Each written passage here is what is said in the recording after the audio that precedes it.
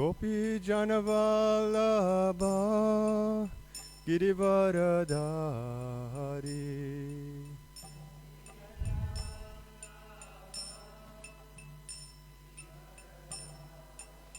Jaya Gopi Janavallabha Girivaradhari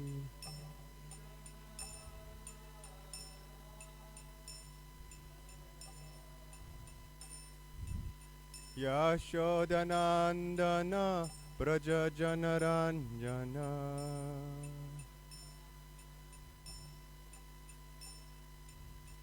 Yashodanandana Braja Janaranjana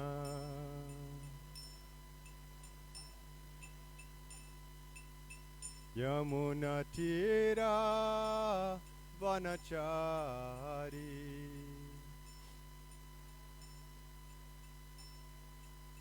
Yamunatira Vanachari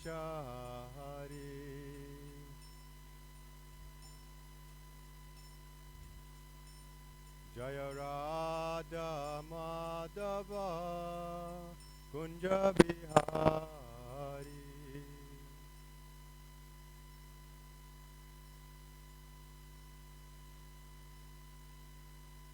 Jaya Shri Krishna Chaitanya Prabhu Nityananda Shri Advaita Gadadhar Shivasadi Gaura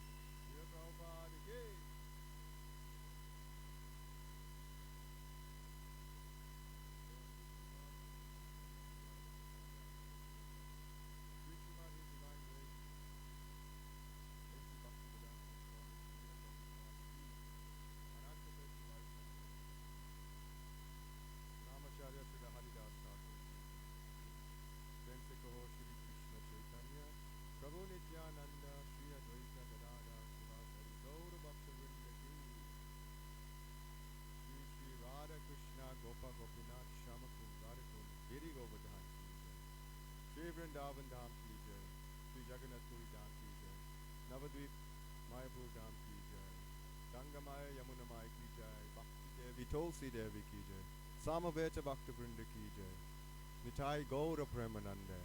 All glories to the assembled devotees, all glories to the assembled devotees, all glories to the assembled devotees, all glories to Sri Sri Guru and Gauranga, all glories to Srila Prabhupada.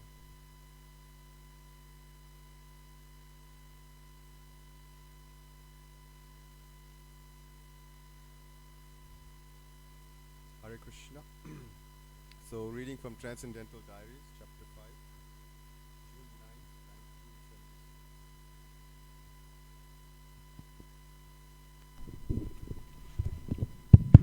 1976. Okay. Transcendental Diaries, chapter 5, June 9, 1976, Los Angeles. Om Jnana-timirandasya Jnananjana Shalakaya Chakshurunmilitam Yena Tasmai Shri Guruvai Namaha.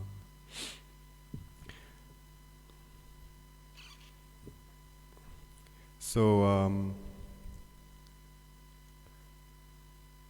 I'll read, but I'll also paraphrase, and then comment in between. So as we drove out to Santa Monica for the morning walk, Rameshwar Maharaj told Prabhupada that he had heard that the demigods like the Krishna consciousness movement so much that they are standing in line to take birth in it. And then Prabhupada, he smiled and he said, yes, they like to come here on this planet. Just like you Krishna conscious men, you're so enthusiastic to go to India. But India has no material attraction, you know. But then he says, but why our men wanted to go to India, and in spite of so many difficulties? Similarly, in the higher planet, the heavenly planet, they are so much engrossed with material happiness that there is no facility. But here, there is facility in this earth, Bhurloka. And then Prabhupada quotes, Bhogaishvarya prasaktanam tayaparita chetasam. One who is too much attached to material convenience and everything, they have no opportunity for Krishna consciousness. So, this is it. When we're too much attached to the material aspect of life, then it's very difficult to cultivate God consciousness or spirituality, Krishna consciousness. In one lecture in Nairobi in 1975, one of the devotees, one Vaishnavi, she asked Prabhupada, Prabhupada, you said that the demigods, they want to take birth in India. But is there not the same Vedic culture in the heavenly planets? Why do they want to take birth in India? Right? And then Prabhupada answered, he said, by pious activities they go to the heavenly planets, but they find their inconvenience in God consciousness.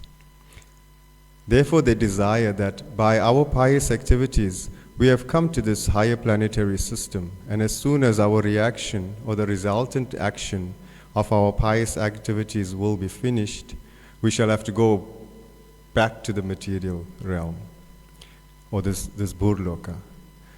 And then they pray, so if the remaining little balance of our pious activities, instead of going anywhere, let us take birth in India. Right? This is the demigods are praying like this.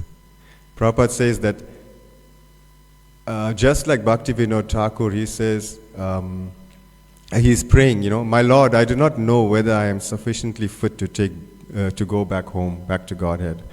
But my only prayer is that if you think that I have to take birth again, so kindly give me this opportunity that I may take birth in a place. Let me take birth as an insignificant ant in the home of a devotee. Srila Bhaktivinoda Thakur prays like this.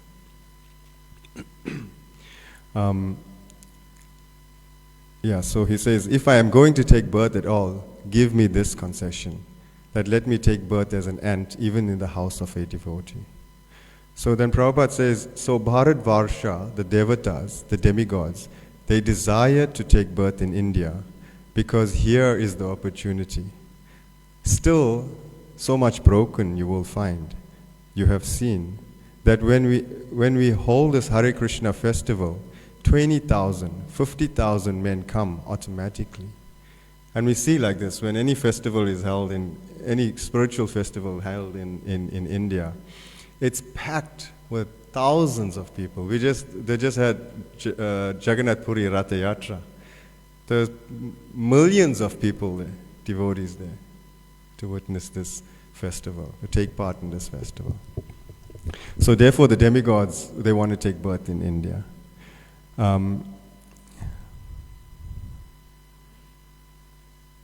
You will find 50,000 men automatically. You will find never in any other country. Still in India, you will find that. Why?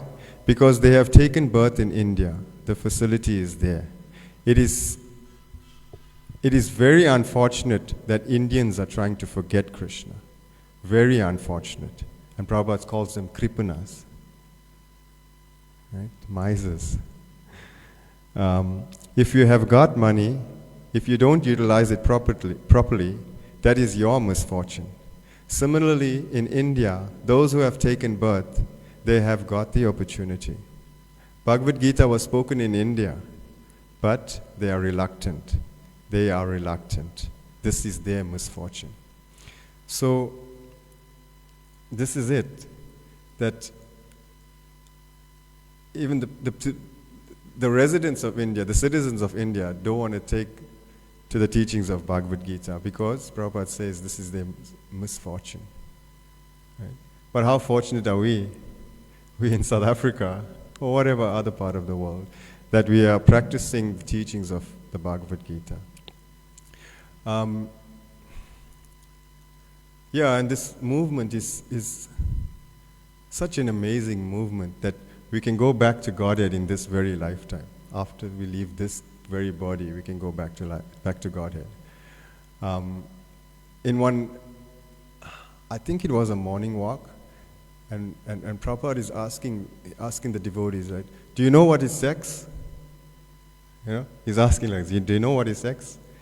And then Prabhupada elaborates. He says, sex is not, we just know about sex on the gross level, but actually sex is also on a subtle level. That subtle level is that the man and the woman, they come together to attract a soul. Right? They attract a soul. Therefore, when we first joined, we were told that, when devotees have to chant 64 rounds before they engage in intercourse and things to have a child, because the mind has to be purified.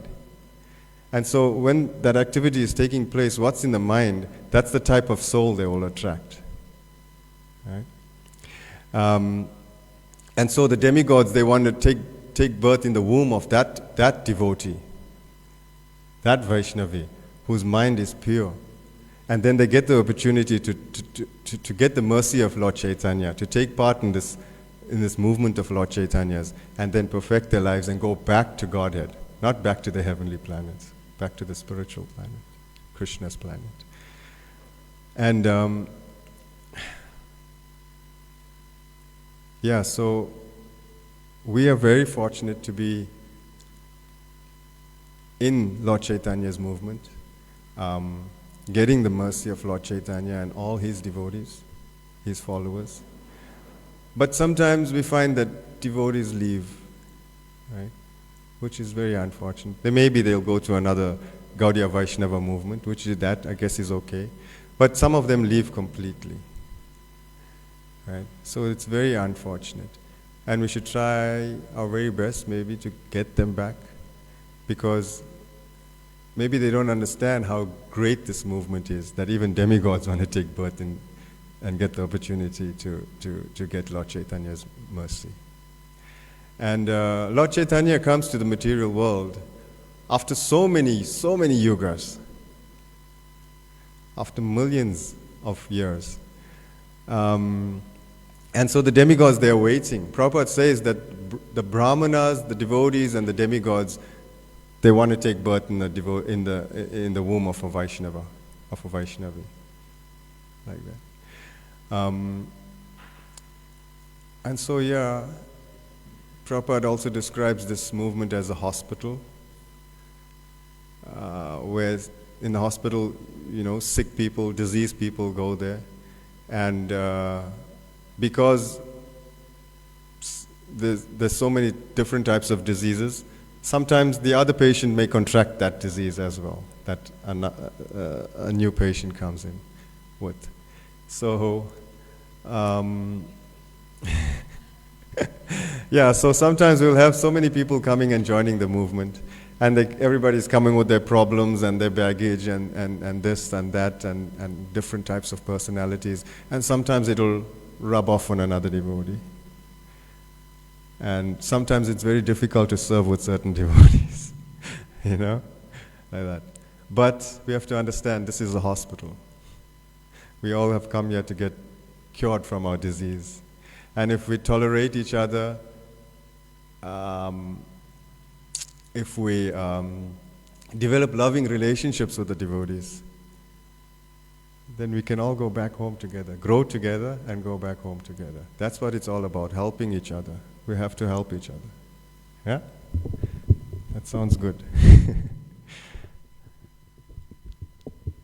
Yeah, so we'll continue reading. And whenever there is Srila Prabhupada and Rameshwar Swami, there must be talk about books. Rameshwar praised Srila Prabhupada for his prolific literary output. People are surprised that you have written so many books. They cannot understand how you could write so much. They wonder whether you are a great Sanskrit scholar for many years. So they try to guess. They just can't imagine anyone writing so much.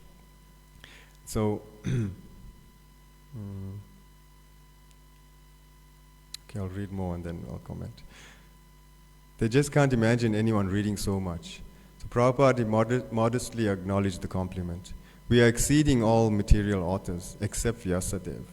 One book, 17 volumes, Chaitanya Charitamrita. So many of our God brothers attempted. And then Harisari Prabhu asked, have your God brothers translated anything? And Prabhupada shook his head.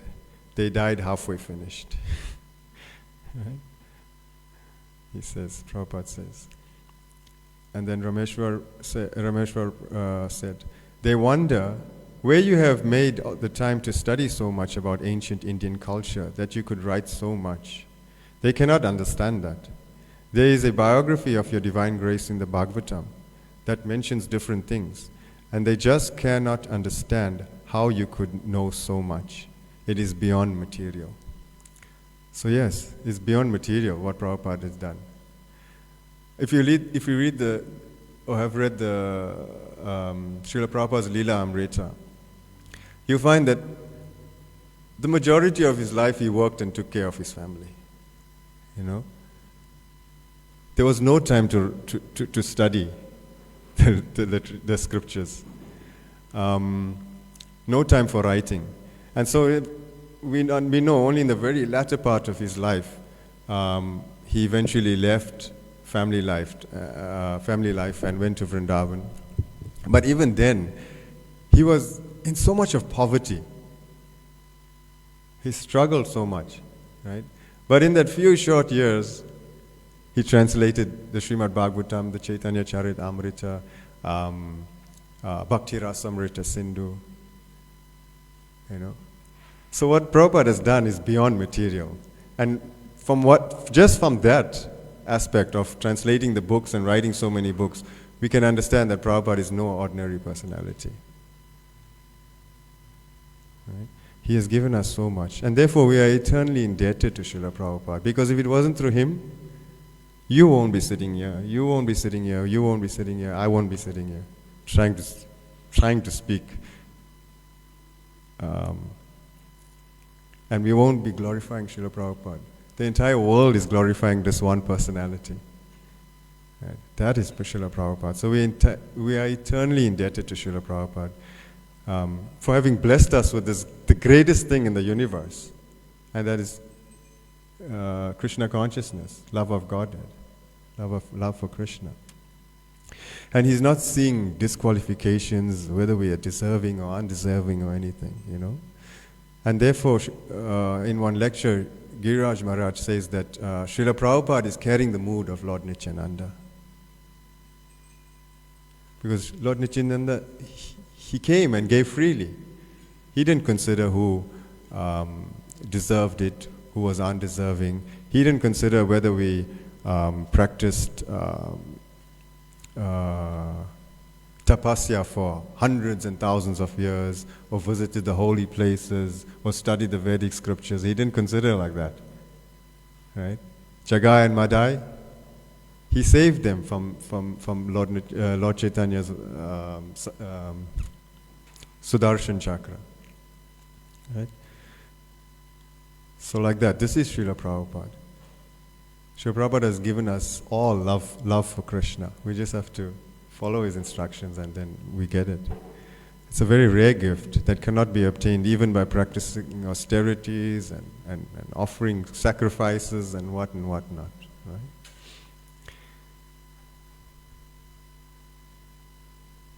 Srila Prabhupada smilingly narrated an incident he is fond of recalling. One young man in Tokyo or some airport, a very nice young man, he came, I was sitting, and then he asked, Swamiji, can I talk with you? Prabhupada says, yes. And the boy says, so I have seen your photograph. Where have you got so much vast knowledge? Right? And Prabhupada says, it is not my knowledge, it is Vyasadev's knowledge. So Prabhupada is very humble. Then in the morning class, Srila Prabhupada reads from the Srimad Bhagavatam, Canto 6, Chapter 1, and Text 43. So Pradyumna led the devotees in chanting the Sanskrit and the word-for-word meanings. Then he loudly read out the translation of verse 43. The candidates for punishment are those who are confirmed by these many witnesses to have deviated from their prescribed regulative duties. Everyone engaged in fruitive activities is suitable to be subjected to punishment according to his sinful acts. Okay.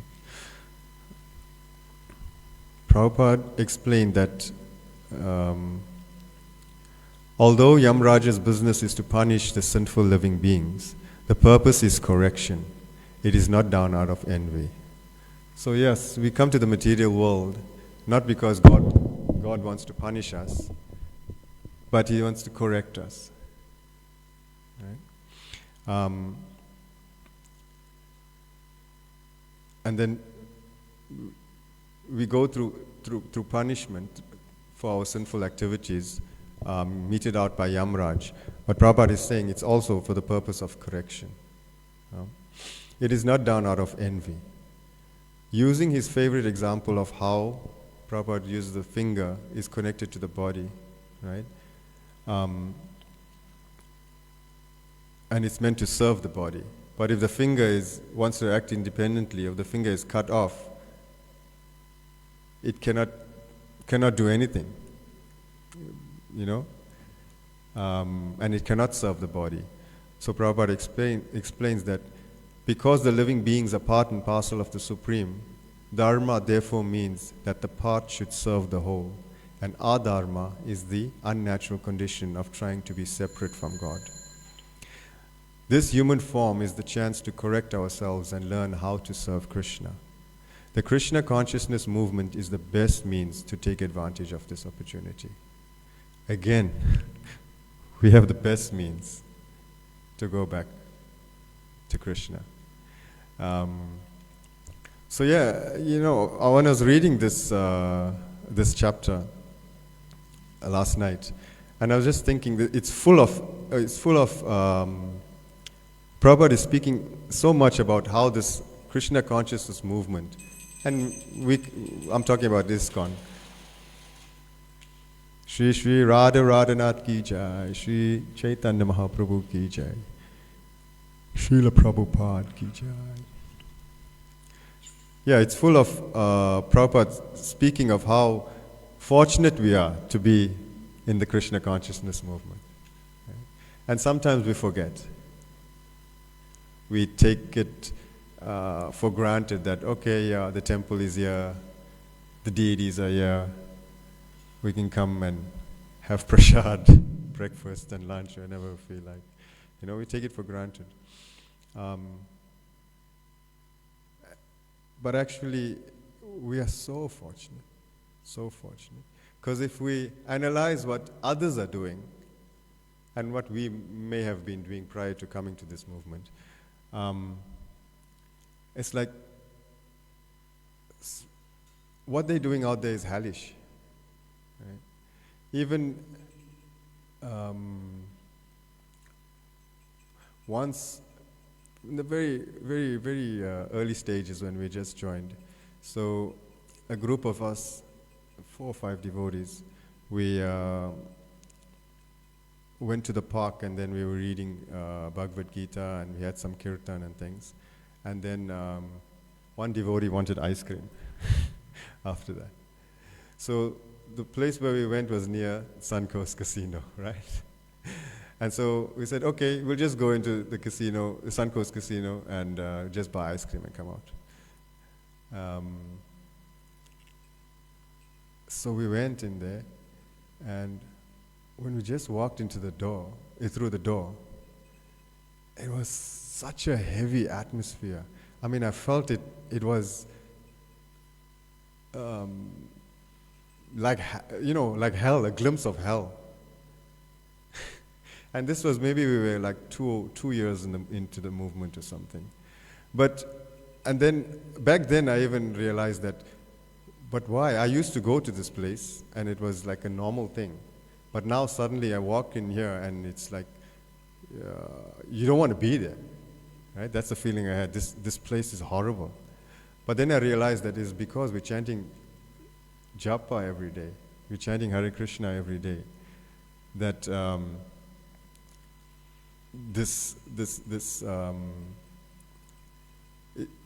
we're becoming purified by chanting the holy names. And then we're becoming slowly realize that, these places, they're hell, they're agents of Kali. Like that. So, I think we learned a little bit off topic. But so we come to this material world for correction. And we go through so much of ups and downs, it's because of correction.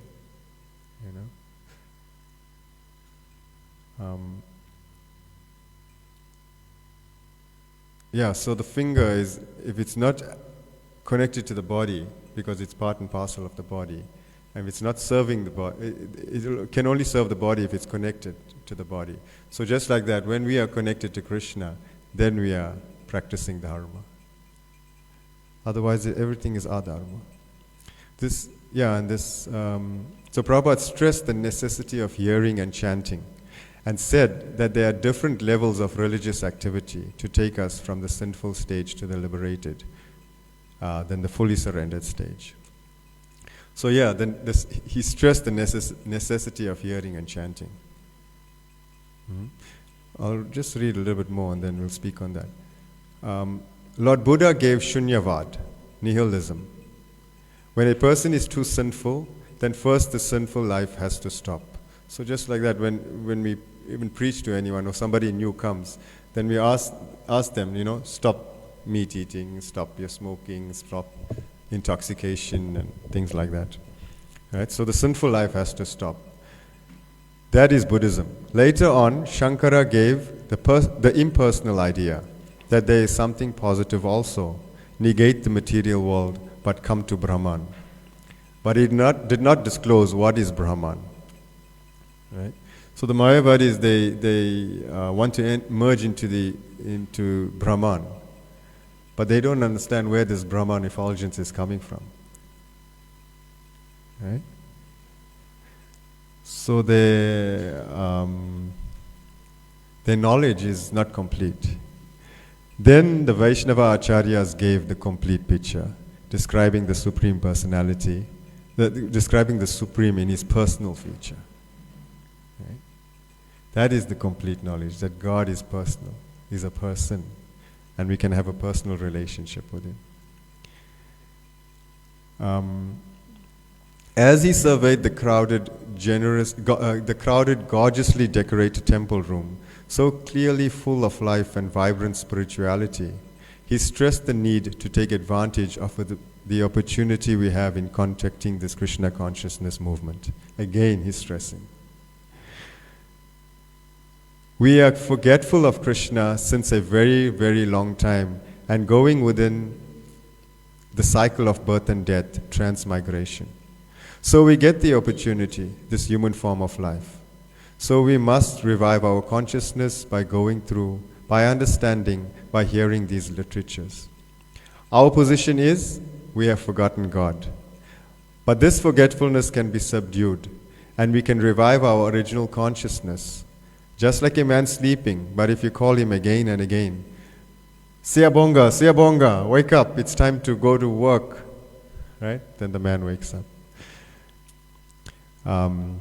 Similarly, although we are sleeping on the lap of Maya, so we can be awakened by simply this chanting process. Hare Krishna, Krishna Krishna, Hare Hare, Hare Rama, Rama Rama, Hare Hare. And then Prabhupada says, so this chanting Hare Krishna mantra will cleanse our heart. This Krishna consciousness movement is to cleanse the heart of the human being and kick out all the dirty things and concentrate on devotional service of Krishna. And the beginning is Shrinvatam. It doesn't require that you should be a rich man or be very educated and so on. In whatever position you are, remain. There is no question of artificial improvement. There is no question. You remain. Simply God has given you the ear. Utilize it properly. That's all. Prabhupada is saying, that's all. We have to use the ear to utilize it properly. Right? And I was thinking that,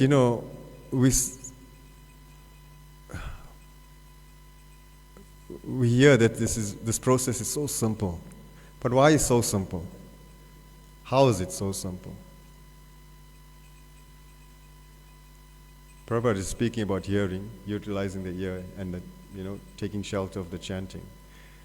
And then I thought that it's such a simple process and it's so effective. Why? Because you just hear and God enters your heart. Because the ear is connected directly to the heart. You just hear and the holy name enters your heart, right?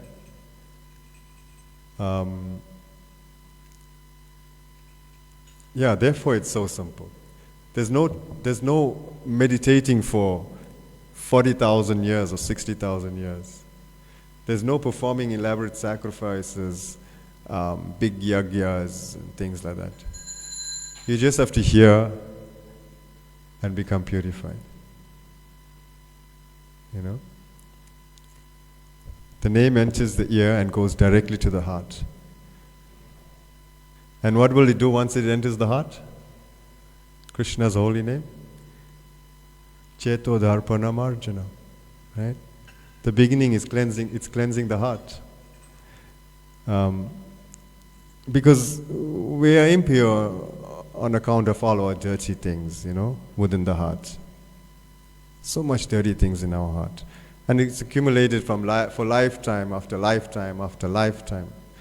In the animalistic way of life, especially. So everything, the advancement of spiritual life, culture, tapasya, it's meant to cleanse the heart. And in the process of chanting the Hare Krishna Maha Mantra, the first installment of benefit is cleansing of the heart. Right? So, and how does this work? How does the chanting cleanse the heart? So we heard of the analogy of you have a glass of water, but the water is contaminated with some ink. So how to get rid of the ink? Keep on pouring clean water, purified water into the cup, into the glass, and eventually all the ink will come out, and you'll have clean, pure water in the glass. Right? So just like that, we have to continue to chant, to hear the holy names of Krishna.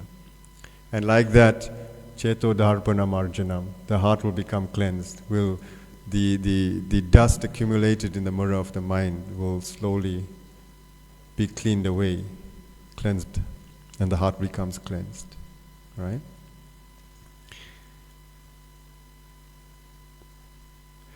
Then Srila Prabhupada gave practical proof of its potency. So this Krishna consciousness movement is opening so many centers just to give people opportunity to hear. This was a church and nobody was coming here, and therefore it was sold to us. You are all belonging to America, Los Angeles, and the church was also there. Now why is it crowded? It is not that you are imported from India to hear about Krishna. Right? So it is there. So if there is substance, they will hear. If there is no substance, who will hear? So we have the greatest knowledge, the Vedic scriptures, the Bhagavad Gita, the Srimad Bhagavatam, the Nectar of Devotion, the greatest books, these Vedic scriptures, which are full of substance. And it's it's scientific, spiritual science. Right? Therefore, Srila Prabhupada's Bhagavad Gita has made devotees all around the world, because it has substance. Srila Prabhupada's teachings of Lord Chaitanya has substance. There are so many other versions of Bhagavad Gita or translations of Bhagavad Gita that went around the world, but it never made devotees. Right? So if there is substance, they will hear. That is the difference. And then Prabhupada says, so substance is here in the Hare Krishna movement. It's here. You hear these Vedas and Puranas and make your life successful. So that was the morning class. Then,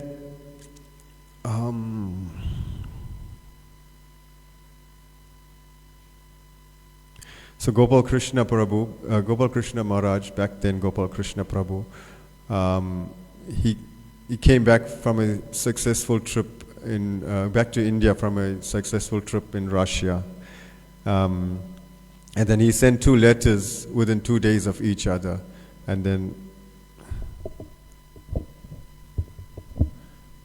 also would type copies of book reviews that he got from the Russian professors. And he gave some report to Srila Prabhupada.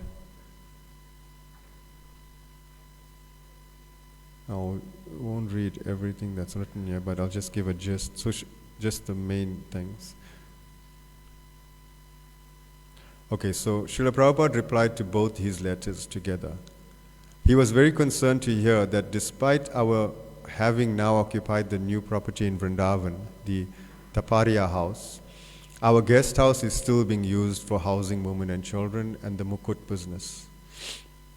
In your letter to me of May 4th, 1976 from Vrindavan, you said, concerning the Taparia house, Dhananjaya and his wife and other grihastas will live on the land or the house.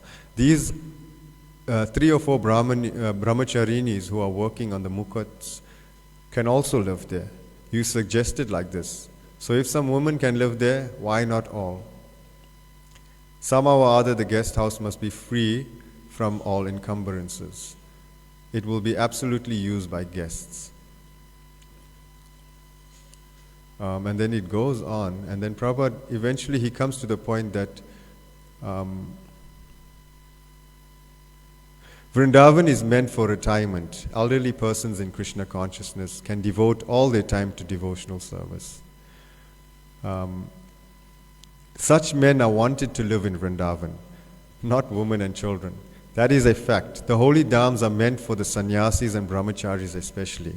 If necessary, the management must be done by sannyasis and brahmacharis, not grihastas. So, there's something I wanted to read. Vrindavan is not a holiday, a place to go on holiday. Vrindavan is meant for, like Prabhupada says, The dhams are meant, Vrindavan is meant for retirement. Elderly persons in Krishna consciousness can devote all their time to devotional service. So we go to Vrindavan to perform devotional service, not to retire and do nothing, right? Also, while reading now, I just want to read something about what Prabhupada also speaks of management. And let's see if I can find it. Yeah, so Prabhupada said many things about management, but what I remember was that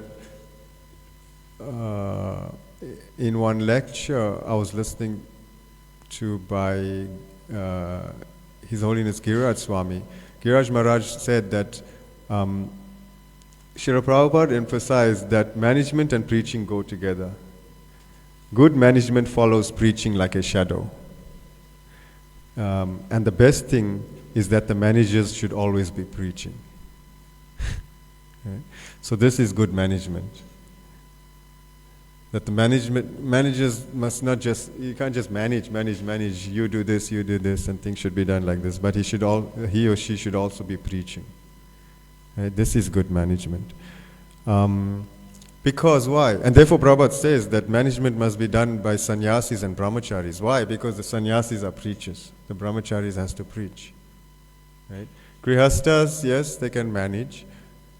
But their concern is also to take care of the family. To earn some sort of living, to take care of wife and children. And household, like that. So yeah, the manager has to also preach. And when the manager is preaching, then he becomes inspiring. He or she becomes an inspiration to the others, to the devotees. Otherwise, the manager is just going to manage and say, you have to go out and distribute books, you have to go out and Harinam, you have to do this, you have to do this. But if they are not doing it themselves, they are not doing the preaching, then the devotee is not going to become inspired by them. Like that. Right.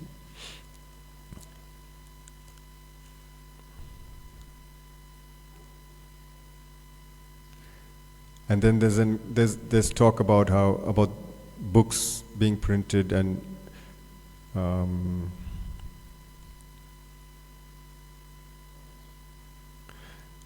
Finally, although he was glad about the reception of his books in Russia, he told Gopal his typed up versions of the reviews were virtually useless. They were simply dictated to Gopal, but not written by the professors themselves. Then what is the value of such testimonial? Please clear it. Testimonial means it must be written or typed on their official letterhead and duly signed by them. If it is not so, then what is the value of it? So Prabhupada, just like in business, you need things in black and white. You know, you need official letters on letterheads and things. So just like that, Prabhupada wanted, although these Russian professors wrote very good testimonials about Srila Prabhupada's books, or spoke, good things about Srila Prabhupada's books, but it was not in writing. And Prabhupada wanted it in writing. Rameshwar Swami and Radha Vallabha delivered the latest volume of Srimad Bhagavatam. The second part of the 7th canto to Srila Prabhupada in mid-afternoon. Srila Prabhupada was beaming with pleasure. He carefully inspected it, looking through the many beautiful paintings that depict the killing of the demon Hiranyakashipu by Lord Nrsingadev. Prabhupada was laughing as he described the fight. All right, let me see how your strength is coming. Now I shall kill you. Come on.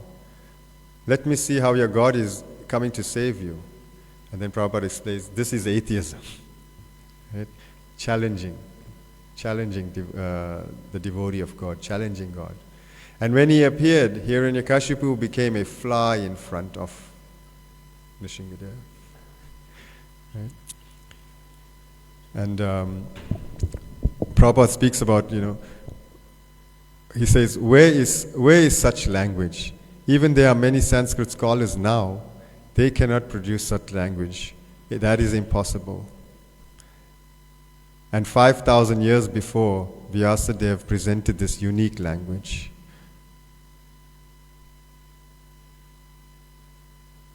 Rameshwar informed that it was the 20th volume of Srimad Bhagavatam now to print. Rameshwar reminded him that the 10th canto will be very long, and Prabhupada gave the breakdown. 10th canto will be like Chaitanya Charitamrita, 15 volumes, 10th canto. And then Srila Prabhupada speaks about how it should be broken down, how many chapters in each volume, etc. But what is important is that Prabhupada says, we have presented Krishna book, just a summary study, not explained. But when it will be explained with each and every shloka, purport, then it will be not less than 15 volumes. 10th chapter is the face of the Lord. We have described the legs, hands, belly, that's all. And 10th chapter is the face, smiling face. Therefore, we should not jump over to the face all at once. It must go from the legs gradually, and then face, then forehead, then hair. 11th, 12th, finished the whole body of Krishna. So Prabhupada explains how we should read the Srimad Bhagavatam from the first canto all the way up to the 12th canto. Because it prepares us for the intimate pastimes of Lord Krishna and his devotees in the 10th canto. As he looked over to the new volume, admiring the high quality of the presentation, Kirtananda Swami arrived. He had flown in from Pittsburgh especially to view the premiere of a new film made by Yadubara Das about New Vrindavan called Spiritual Frontier.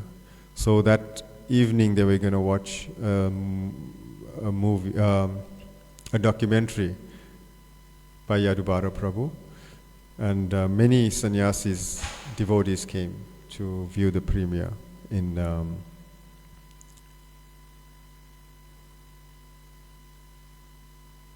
at the temple.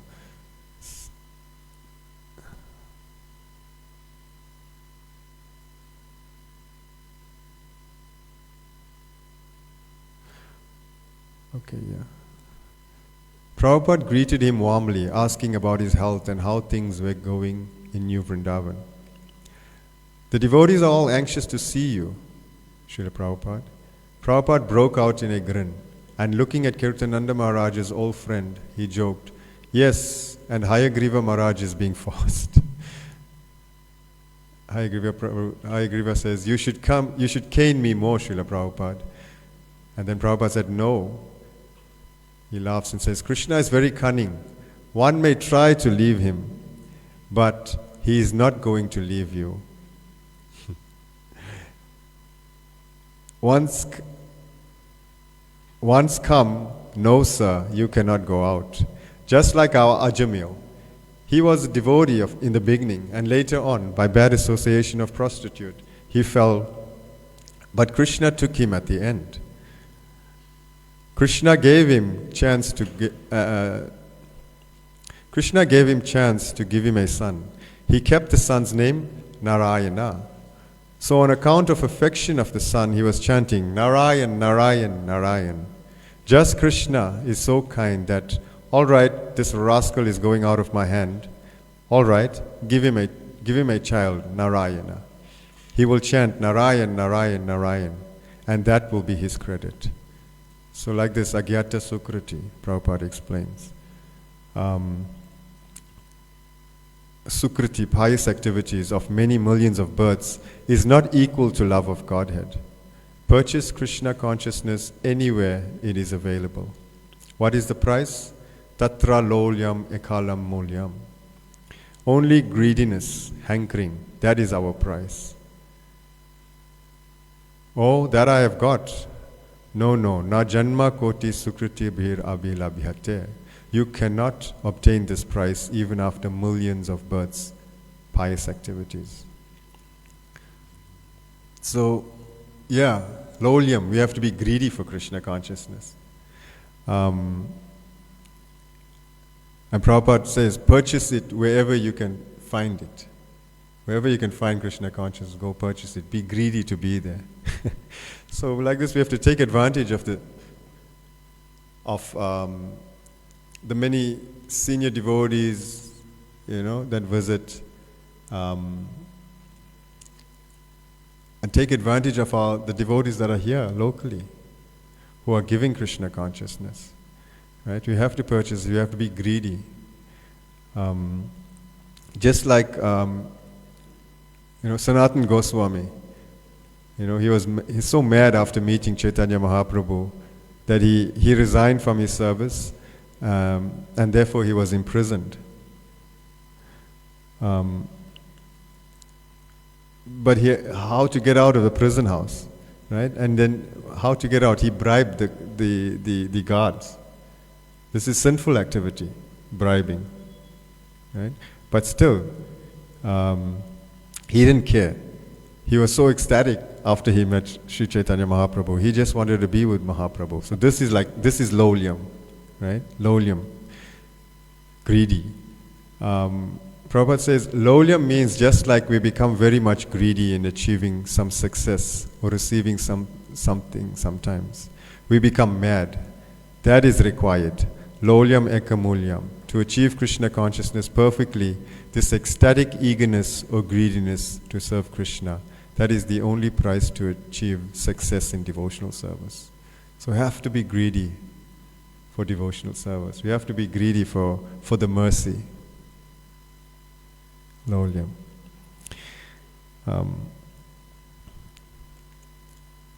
Prabhupada says, not money, not anything, not prestige, not good parentage, not beauty, nothing. Simply this ecstatic, intense desire, how I shall get Krishna. Then you'll get Krishna.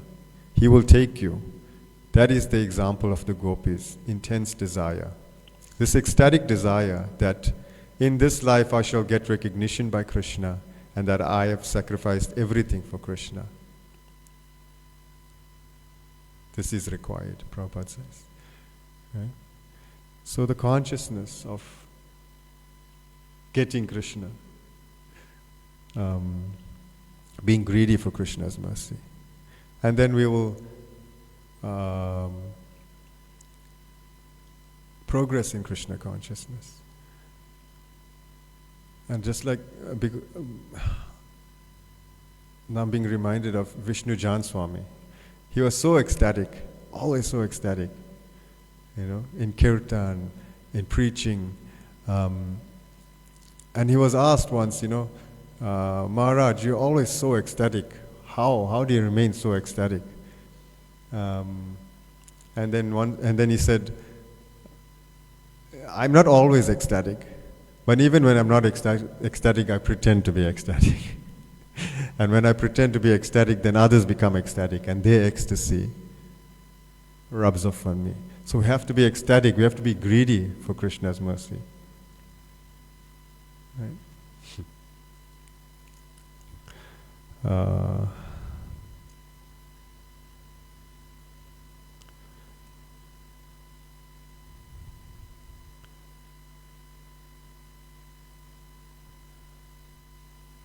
Then Prabhupada, he meets this one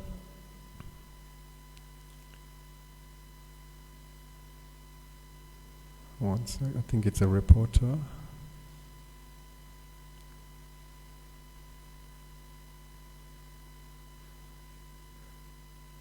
Okay, yeah.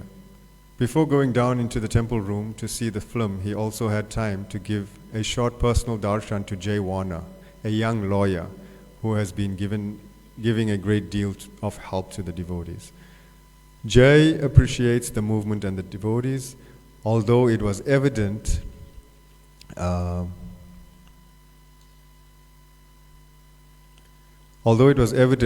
his questions that a full grasp of our philosophy has not yet dawned in his consciousness.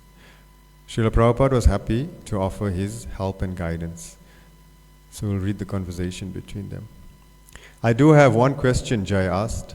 How can one establish faith in the principle of reincarnation? How can one come to believe in it? That is a very simple thing, Prabhupada told him. That is stated in the Bhagavad Gita. Now, you were a child. That's a fact. Were you not a child? Jai says yes. So where is that body? Where is that body of a child? Yes, you were a child. Where is that body? Then Jaiwana says, it has grown into a man. Grown or it has changed? Prabhupada said, the same thing. But that child, that body, is no more existing, is it not? Yes, Jay agreed, it is gone. The body may vanquish, but you are going through it. That is incarnation. The child body is vanquished, it is no more existing. Either you say grow, or I may say it has changed. That body is finished, is it not? So Jay understood the point, but he still had some doubts. He says, the difficulty for me reaches the moment retroactively before the moment of birth or past the moment of death. How can one come to have faith that there is life after one leaves his body? This is the proof, Prabhupada offered Prabhupada. A child may not understand that. After his childhood body, there is another body, boyhood body, or youthful body. He may not understand, but that is the fact. If the child says there is no more body, this is the final body, that is not the fact. He is going to get another body, which is a boy's body, young man's body, old man's body. Similarly, you may believe it or not believe. You are going to get another body. The proof is that you have no more the child's body. You have got a different body, the common sense reasoning. Right? So the body is changing all the time. And then we say it's growing, but actually the body has changed. Right? So Prabhupada is explaining. Although what he had told Jay was simple, clear and logical, something was holding him back from accepting it. That is true, but the difficulty for me is that although my spirit wants to believe in transmigration, the scientific upbringing that was inculcated in me from a child has a hard time. Then Prabhupada asked, what is that scientific? Through empiric evidence, through evidence.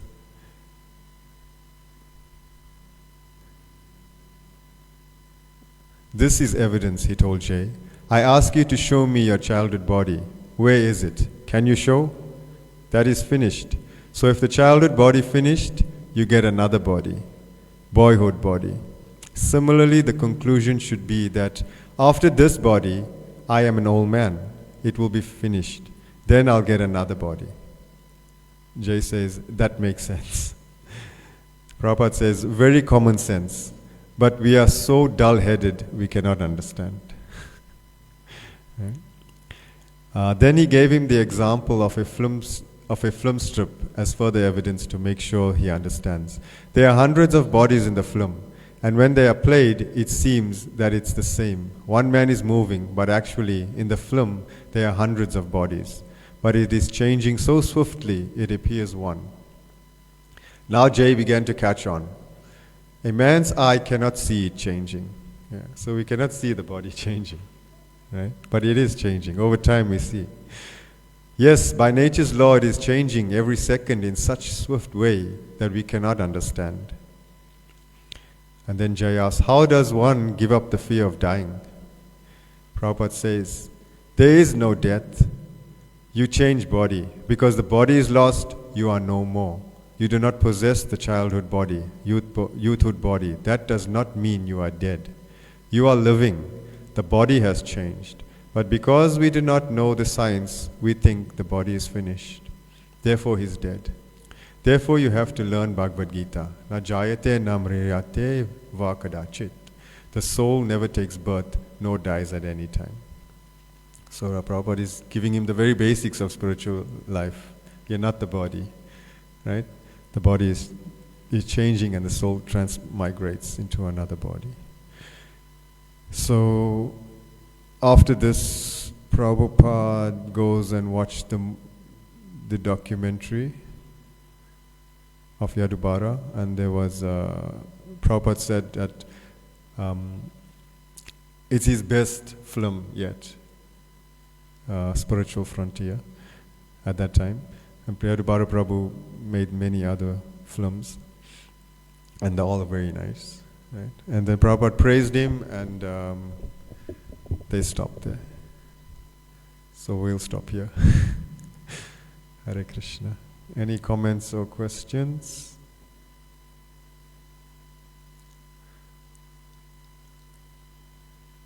No. Srila Prabhupada ki jai.